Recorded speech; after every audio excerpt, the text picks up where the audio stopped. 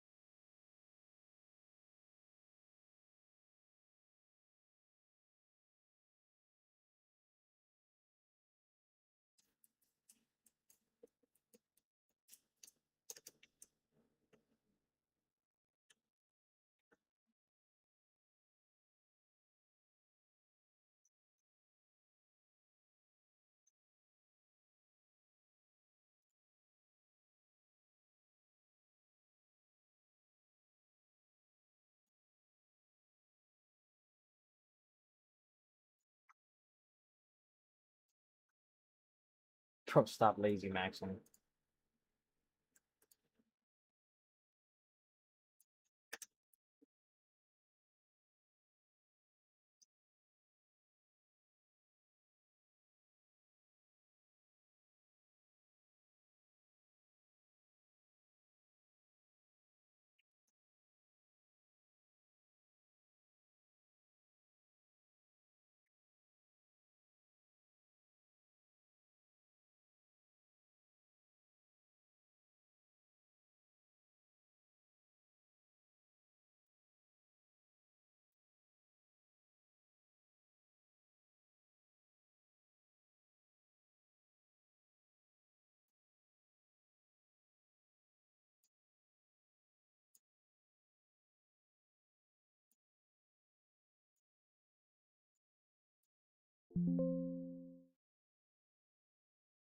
I don't think this is the right thumbnail, I'm gonna be honest.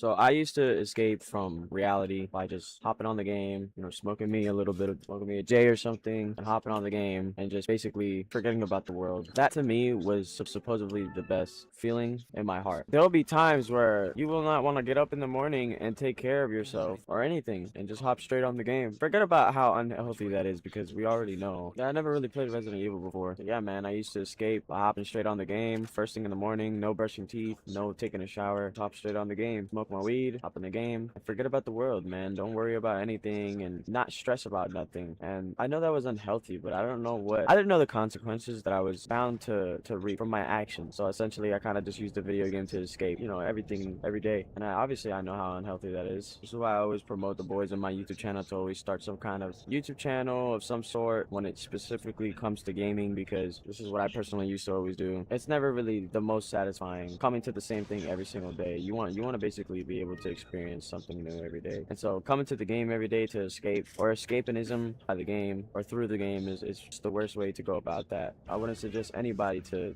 use the game in order to escape. I would say stop escaping your problems because it's gonna get worse. So probably the number one thing you probably shouldn't escape, of course, is God, because he's gonna make your life better always. He's gonna always make your life better. It's not about making your life better. It's about not letting death reign over your life, knowing that there's been a sacrifice worth offering. That's number one. The number one thing that you probably shouldn't avoid at all costs is God. God is always there to help, and not just help, but he is literally your salvation. This is the most important thing. This is supposed to be the most important thing to everybody. Yeah, I'd say the second most important thing is going to be probably your education next. So this does not mean this absolutely has nothing to do with school or whatever it is that probably think I'm talking about when it comes to quote-unquote education in this world. What I mean by education is actually the desire to learn, the desire to want to learn and actually learn something new and become good at something. The desire to want to learn, that should be obviously second. Without it being second, then you probably wouldn't even want to. That's like a part of the part of the Holy Spirit is wisdom. And Proverbs, it says, how much better is it to gain insight than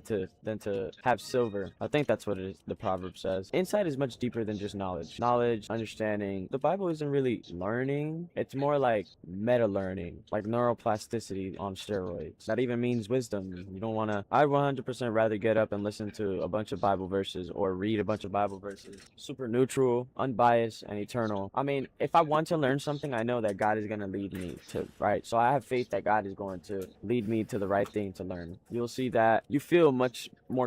Third one is definitely going to be avoiding any kind of human connections with people. You don't want to avoid any kind of connections with people because you don't want to. Your mom and dad only have a few years on this earth, and you don't want to remember coming back and remembering yourself playing the game while they were alive, and you had plenty of chances to speak to them or talk to them or whatever, but you chose to play the game. And now when you play the game, you can't help but think about them, or just in general can't help but just regret playing the game, instead of it even not necessarily heal you, but allow it to help you escape, which the game should. That's why I want to say don't use the game to escape. So never use the game to escape for that reason right there, because it's very unhealthy, and people need to come be a little bit more aware of that, especially before GTA 6 comes out. People definitely need to know that the game is going to be idolized a lot. I don't even know what I'm gonna do when GTA 6 comes out, but all I do know is that the world is going to go crazy for it. And I don't but yeah, man, don't escape any kind of connections that you have with any of your family members, your girlfriends, your siblings, maybe if you have a connection with them. Don't escape any kind of moments, because it's very regretful, man, when you come back in the future and you realize that you spent all that time playing Resident Evil 4. No recoil. I'd say the fourth thing would be probably any kind of self-improvement. Leaving your comfort zone is going to be what happens when you stop playing the game in the first place, right? So that's going to be, that's the whole point, is to leave your comfort zone. And it's more about not being complacent about your living space. If you're basically avoiding everything by using the game, I'm making this video because it destroyed my life in a depressing way. It'll never destroy my life again, but the fact that I remember back to the future, the fact that I remember looking back in the past and just remembering all the times that I had avoided conversations and avoided opportunities that I could have taken just because I wanted to play the game for the fleeting moment of pleasure. So I would definitely say, like I said, leaving your comfort zone is going to be the fourth thing. Going to go work out, or maybe editing that video that you are totally avoiding right now. by playing the game. Discomfort that you have to do that is not basically education, connection, avoiding any kind of discomfort. If it's working the job, then it's working the job, right? But avoiding any kind of discomfort is going to be fourth. Editing that YouTube video or going out for that, taking your dog out for a walk. Like, come on, man. Avoiding any kind of discomfort means like avoiding brushing your teeth in the morning, things like of that sort. Any kind of discomfort that makes you just uncomfortable in any kind of way, shape, or form. It doesn't even matter how big or small it is. Stop avoiding it for the game. It's not worth it. And how the frick am I supposed to do this? I'm dead. But other than those four things, I definitely can't think of anything that is solid, like actually usable wisdom. The fifth thing I always want to say is have fun, but the whole point of escaping is to have fun, but you're having fake fun. So now that I've said all these things, the fifth thing is to have fun playing the game now that you have these four things as a structure to be able to enjoy the fruits of your labor. In order for you to enjoy the fruits of your hands that your hands work for, you need to be able to have a structure with what you do, especially if you don't have a job to basically sustain, or like that's basically holding you up accountable for. Nobody really knows how business works like that, and that's fine. But basically the whole point is, the Bible says, one thing I've seen, I don't really know exactly how it goes, but Solomon basically, oh my gosh. So look, this is it right here. Ecclesiastes 6:2. Solomon describes a tragic situation. God gives a man riches, wealth, and honor, so that he lacks nothing his heart desires, but God does not allow him to enjoy them. Instead, a stranger will enjoy them. This is futile and a grievous affliction, right? So let's bring this to AI. Why is it given to the second man? Short answer, Ecclesiastes says the second man receives it because the first man cannot enjoy it. His inner capacity for joy is missing, so his wealth naturally passes to someone else, but the deeper meaning is more profound. So think about that for a second. Like, that right there is your problem. That right there is your problem. If you're playing the game yet you can't enjoy it, that's your problem. The Bible goes hand in hand with education. It goes hand in hand with the first one, and the second one go hand in hand. They need each other. So just don't avoid, because honestly, your life's enjoyment comes from, and people always want to look for a singular answer, and there's never going to be a singular answer, but it's never going to come from the pleasures, I guess, that you seek out every single day, which you're going to find it in the pleasures. Guess what? You're going to find it every once in a while, every now and then. You're going to find a pleasure that you like, that you can't maybe get over, or maybe you just like so much. Anyways, the whole point is, the fleeting pleasures of this world is not compared to who you are and what you have in store for the world. And yeah, man, like, you're not born on this earth to play the game. You're born on this earth to do something. Okay, everybody has their own mission, everybody has their own gift, and it's up to you to decide whether you want to find that or not. And if you want to choose to miss out on that opportunity by playing the game and avoiding, basically you're just avoiding. Oh my gosh, that scared the frick out. Ah! Can I really just get jump scared? Nigga, it's Resident Evil 4.